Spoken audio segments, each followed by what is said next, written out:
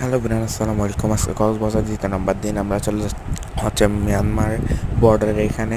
এই যে দেখেন চলতে চলতে এই যে দেখেন কি সুন্দর একটা দৃশ্য। কক্সবাজারে প্রায় 120 কিলোমিটার হচ্ছে। এই যে দেখেন আশপাশে কতগুলো ট্রলার, এগুলো নামবে হচ্ছে কিছুদিনের মধ্যে। আর কত বড় কোরাল মাছ, চিংড়ি মাছ দেখেন আপনারা। আমরা এই যে একটা পাতা মাছ নাকি মাছ বলি এটা, আর একটা আছে হাঙ্গুর মাছ। কত বড় যে দেখেন, মানে এটা একদম ছোট, আমি বড় বলতেছি আর কি, এটা একটা হাঙ্গুর মাছ। আর এই যে দেখেন কত বড় পাতা মাছটা। এবং আমি একটু টাচ করে দেখলাম, এটা একটা একরকম টাইপের। আর হাঙ্গুর মাছের একটা হচ্ছে, আর যেখানে এটা একটা ছোটো পাতা মাছ। হাঙ্গুর মাছেরটা হচ্ছে একটু কষকষে টাইপের। এগুলো যারা ট্রলার করে মাছ আনতেছে ওরা প্রায় 3 মাস থেকে তারপর মাছগুলো ধরে এখানে আনে বরফ দিয়ে। তারপরে এই যে দেখেন কত বড় বড়।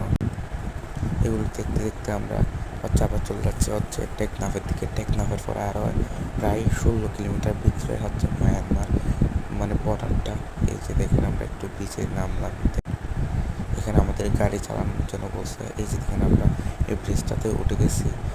খুব ভয়ঙ্কর একটা ব্রিজ, স্প্রিংয়ের মধ্যে জাহাজ এসে দাঁড়াই। মিয়ানমারটা ভালো করে দেখা যাচ্ছে না, এই কিছু ধোয়া ধোয়া আপনাদের দেখাচ্ছে। এই যে দেখেন ব্রিজটা কীরকম নষ্ট হয়ে গেছে। এই যে দেখেন এখন পরিষ্কার হয়ে গেছে মিয়ানমারের বর্ডারগুলো। এখানে কয়েকটা ঘর দেখছিলাম, এরকম আর কিছু দেখা হয় না। অনেক দূর, এগুলো প্রায় 10-15 মাইল দূর হবে। এই যে আমরা ম্যাপে দেখা দিচ্ছি, দেখেন এটা বাংলাদেশ।